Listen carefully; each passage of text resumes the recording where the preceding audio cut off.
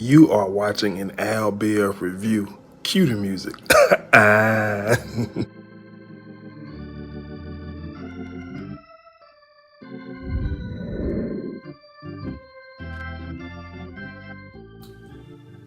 What's going on, my Greenleaf family, man? Last night episode should have been 2 hours, man. The way it went off, they wrong for it. Oh, Lord, it was such a great show. Subscribe, like, share, comment, all that.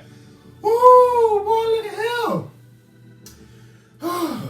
I don't even know where to start. Let's just start here. Let's start with Grace. Grace situation, AJ. So Phil DeMars pays Grace a visit and tells her that she has until Sunday to step down from the church, or he has proof that she lied to the police for AJ, and he didn't say he was gonna turn over the ball. He said that he's gonna turn it over to the police. And so I guess I was wanting Grace to say something back. You know, like, I know you in the church, and I know you grew up in the church. They tell you you're not supposed to lie in the church, but God, I be damned if I'm gonna let somebody come up in there and punk me like that. I'm gonna lie some more, and lie again. You ain't got nothing. So anywho, immediately she go and see her sister, Charity Greenleaf.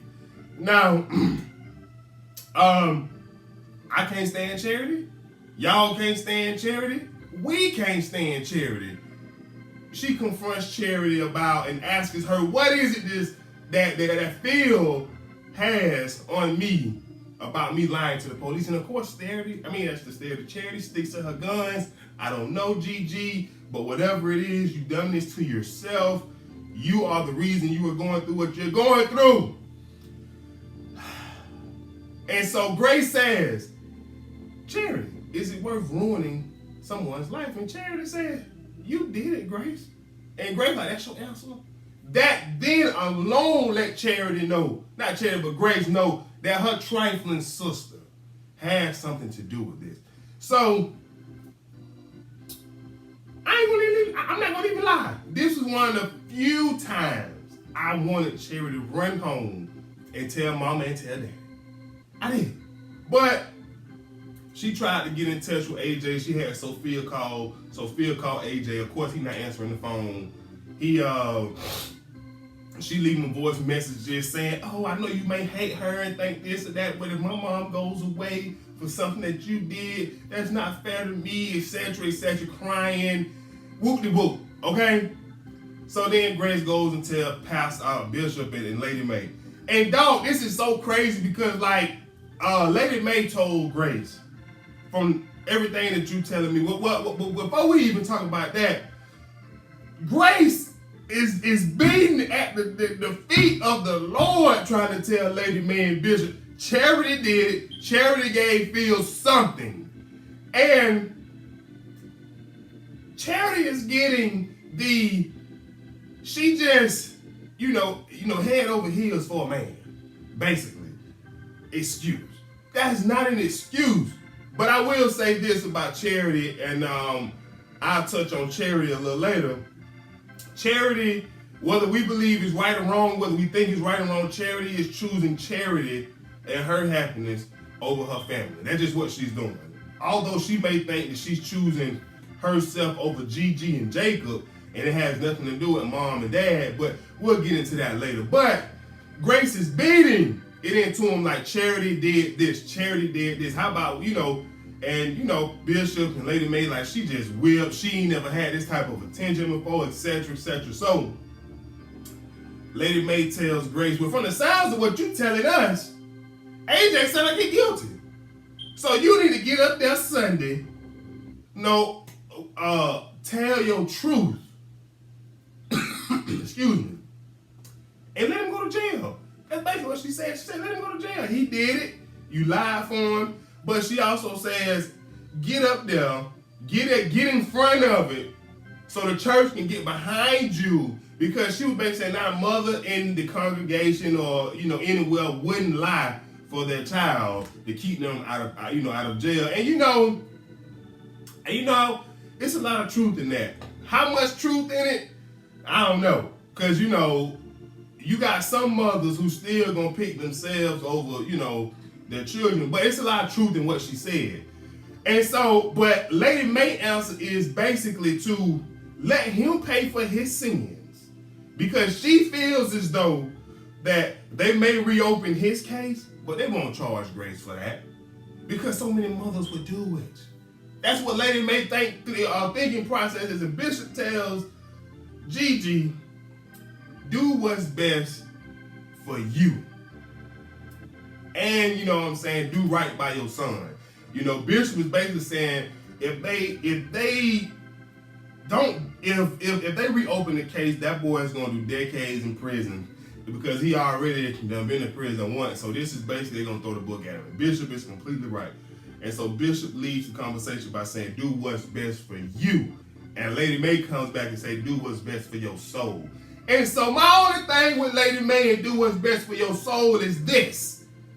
Was keeping the fact that Grace was not Bishop's blood daughter from Bishop as well as Grace the best thing for your soul? Now, everybody's children is not going to be as understanding, forgiving, and all that good stuff that Grace is. Hence AJ, hence Zora, Sophia. Like everyone's child is different. So you got to really think about how you want to handle this. And me personally, I believe I know what direction Grace is going to go in. But let's get to Miss Charity Greenleaf. So, what the girl named? Judy. Judy basically, Judy, which is Bob Whitmore's daughter, is meeting with all of the deacons, with Grace, to get them to push through the vote, yada, yada, yada. So, they kind of do that, get everybody to say yes. So then Judy goes to see Phil, correct? Basically asking what is it that he sees in Charity. And he goes to a place of where you guys are a lot alike. Both the daughters are powerful and rich men who doesn't feel like they get the attention and respect they deserve. And she just said, oh, so we're alike. The only difference is that she's black.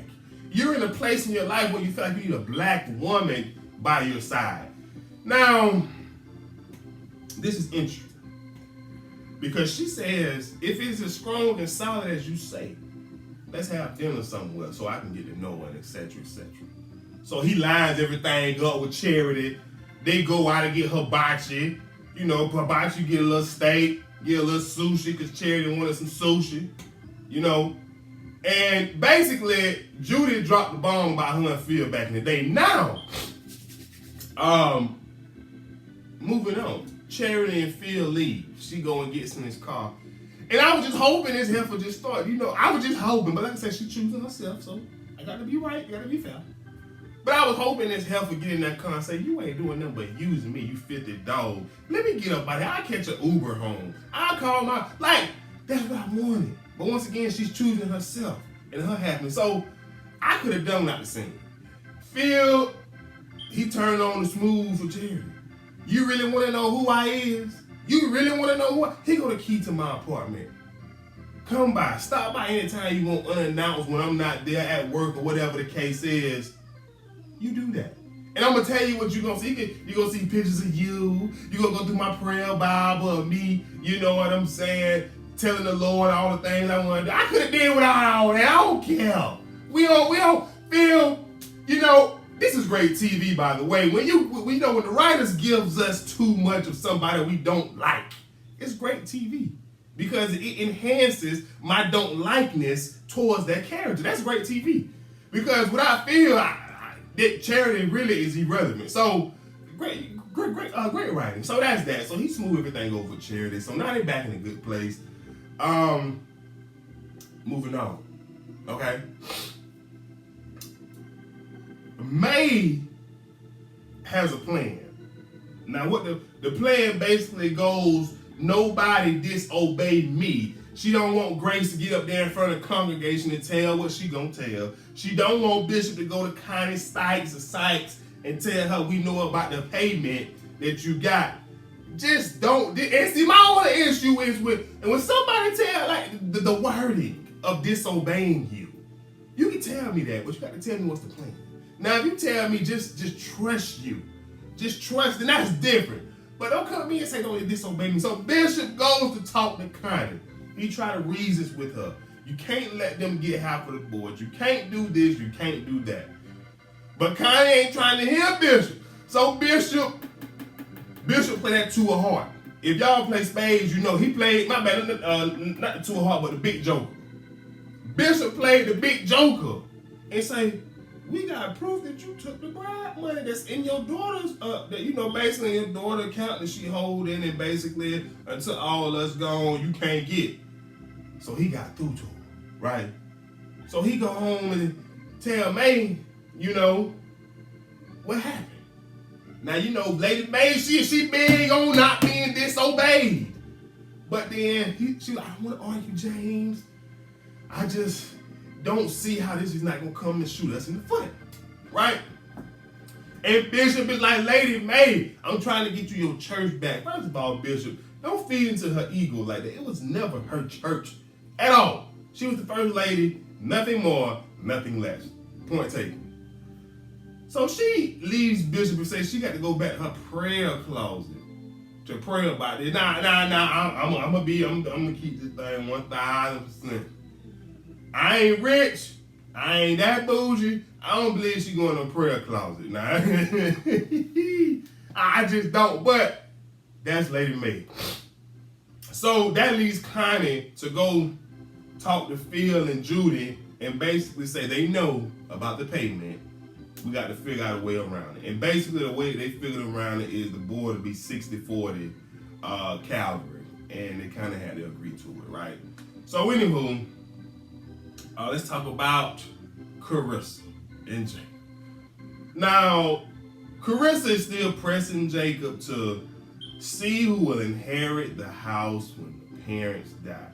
Now, the only issue I have with this is who's to say they finna die anytime soon? Or who's to say you gonna outlive your, but I know what they supposed to outlive your parents or whatever. But, so Jacob tells her, I feel like that's rude. I'm not asking. If you wanna know, you go ask. So she does. She goes ask Lady May. And Lady May say, well, if you weren't so stuck up, you're behind, you would obviously see that it's gonna be, the house is going to be inherited to all three children equally. Now, what would have threw a nail in the coffin, I believe, would have been if Lady May would have said the house is going to be passed down to all four of our children, including Faith. That way, can't nobody buy nobody out. Or at least, that's how I'm thinking, right? Well, I mean, technically, they could still buy, but I mean, I don't know. I'm just trying to throw a little wrench in there. But, so Jacob goes to visit Dante. And, basically him and Dante make up for last week. Dante said he was just in his feelings about to break up with Nikki and everything that he was going through, and basically tells Jacob that let's do the whole thing with your wife and her school, and gives him a big fat check. And Jacob goes home, and Carissa had got a call from Fernando. Now, what Fernando told Carissa, we don't really know, but it was about the house that she could possibly be staying in very soon. Maybe they're behind on property taxes. I don't know. But they share the good news. Jacob tells her the good news, and I don't know if she told Jacob the good news, but they end up in bed doing the nasty. Now, the petty in me wanted Jacob to be like, nah, this thing a little loose, and you ain't let me touch this in a while. So who and what have you been let up in here? Then she gets up and says, it's going to be a long night for you, Poppy. And she go down. Now, I know this is nasty, explicit, but this is what happened on the show. Just follow me, people. So she goes down under the sheets and start doing the whoop-de-whoop. And I'm just like, boy, if you don't go get out your mind, man. God, you don't know me do this. Like, I don't know. Like, Jacob, please get out. So, but anyway, hopefully Jacob realized, like, she never did that before, and then question her about it. But that's just what I want. But moving on expeditiously, as T.I. would say, I guess we'll talk about Zora, Sophia, and Nikki, little issue. Long story short, Sophia is Andrea, Dante's new girlfriend, and basically he opened the sports bar, and Nikki and Zora, they go, and they see her there and they're upset. So, now it's a rift between them, and excuse me, at the breakfast table the next morning. Zora tries to go talk to Sophia, calls her a hoe, all of that. And I'm just like, girl, you must be forgot you was just getting behind beat last season. Sit your behind down somewhere. But you had an old boyfriend that was beating your AS to the S. Like, go on somewhere with that little girl. But, Sophia staying home, now that all this going on with AJ and Grace. Nah, that's it. I'm not a child, but I believe in staying in the child place. Because even though I'm grown, and my mama tell me to get out her business and stay in my place, I'm going to stay right over here where I'm at. Mama, you got that over there. Like, I'm going, but, Grace ain't like that. But last but not least, Grace, she gets up in the pulpit Sunday getting ready to deliver the word. She's being that shepherd of the sheep of Calvary, and AJ just had to walk in and fuck it up. I was just so bad. He didn't walk in for everything else. She was about to give up. And I've never really seen too many scenes of Grace in front of the congregation about to deliver the word as confident as she was this episode. She got up, Calvary! She just had this enthusiasm about herself that the word that she has prepared is finna feed all of us. And I don't know, I just got excited about that. Maybe that's just me growing up in the church and I don't know. But this nigga had the nerve to walk in and just shook everything up, shook her up to the point where she got up there on the stage and said, "This is my last Sunday," effective immediately. Judy was pissed, Al was pissed, and all y'all at home was pissed because the show went off after that. We needed another hour to see. Lord, not Jesus. Please let the show come on next week and don't give us this the mid-season finale. So y'all know they'll do it too. It probably is coming on next week, but y'all get what I'm saying. But this is what I feel like gonna happen. I'm gonna go ahead and say in the interview. Because early in the episode, Judy came to Phil and says that, Daddy's coming and keep Charity close because we're gonna need her in the future because of the church bylaws. The longest member of the church has to stand and vote or something like that. And he was like, well, what would they be voting on? She said, that's for me to know and you find out. Phil, we already know you're not gonna be the pastor. But Bob Whitmore and his team gonna do whatever they can do to make sure that Grace still the head pastor. But once again, my only beef with the show is that we are not moving in the direction of the Greenleafs reclaiming the church, or at least I'm just too blind to see. But that's all I have. If y'all got any comments, let me know in the comment section below. Until then, happy Wednesday. I'm out of here. Peace.